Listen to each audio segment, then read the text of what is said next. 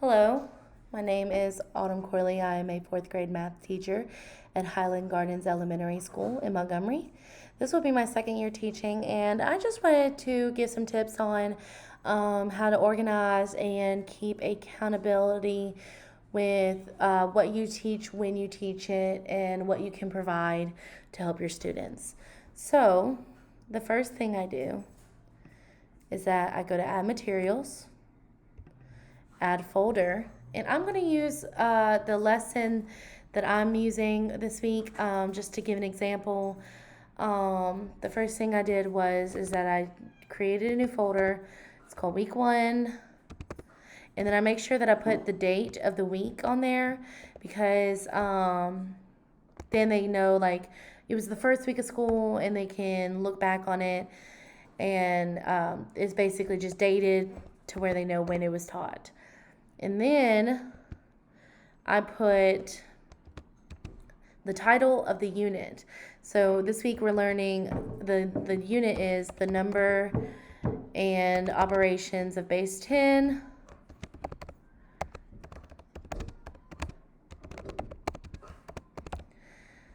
And then we're only learning one standard from this unit. So I put the standard that I'm teaching just another way to keep accountable with what you're teaching. When you taught it, it's like I taught 4 in BT1, and that was the first week, so it's there in the title. And then in the description, I put the student can statement. The students will be able to recognize multi-digit, and so on.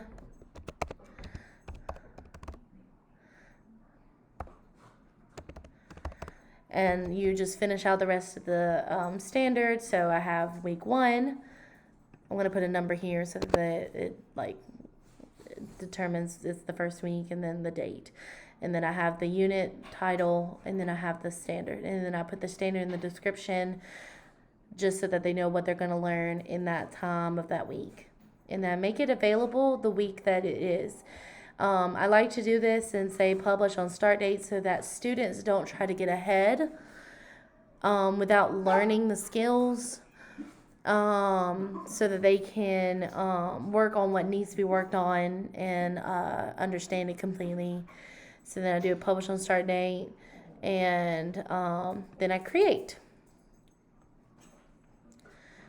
Another thing, this is just me, I like to do it in the order of the rainbow from start to finish. So like if I did, for example, I did my bad, cancel. If I did week 2, I would do that in orange. So, and then etc.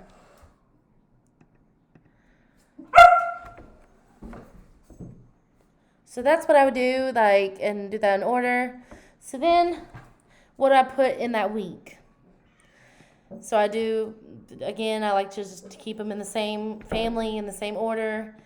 And then today is Wednesday, so just to give you an idea, I put Wednesday, and then I put today's date. Today is August 12th, and then I want it to be only published today, not published on start date, so it will be published today. To give you an idea what it would look like if you did something ahead of time. That way you can go ahead and plan ahead without the students getting ahead of you. So I add another folder. Tomorrow's Thursday, 8/13. Again, I like to just keep the colors.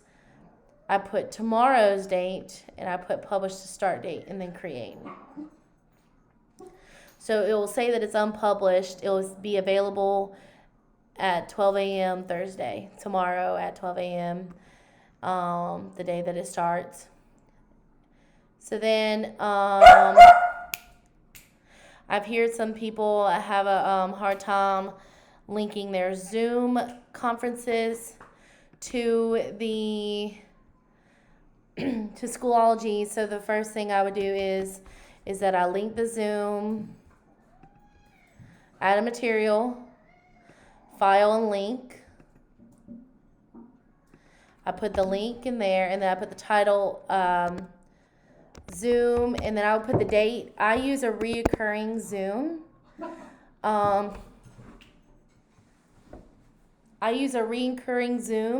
So I put the date, and then I make sure that I put passcode so that the students will know how to get into it. Math 4 is my passcode. And then add. So then when they click on it, it'll take them straight into Zoom. It'll take them straight there. So, and then I put that as the first thing. So the first thing they need to do is log into Zoom. So then when the Zoom's over, I'm going to do a formative assessment. So I add an assignment, and I put the title of assignment, and then I put the description. I import what I need, make it available the day that I want it available, and do for everything that has to do with the assignment, and then I create it. It's unpublished, but it's unpublished, and it won't, and you have to make sure that they will be published on the day. Like if it's Thursday, you want it to be available on Thursday. So I make sure that it's available. I put the due date to be today, and so it'll be available. All of this will be available. So now, if you record your Zoom, if you use a recurring account, passcode and everything, and you will record it, and you want to be able them to know what day you taught this lesson and be able to access the Zoom from that day, that's where I would upload the recording under the day that you did it in the folder. So I would add video and anything here. Also, during your lesson, you may have used a YouTube video or a PowerPoint, and you want the students to be able to have access to that, and make sure that I would also upload it on the day that you use those resources, so that the students like, oh, what was that thing? What was that video that they used on Thursday? I really like that video. That video really helped me. I need to look back at it again. You can upload it under Thursday, and they can be able to access and know that it's the video that you used in that lesson where they understood it. And you also can post anything else that you used, or anything that you're like, okay, I want them to have extra practice.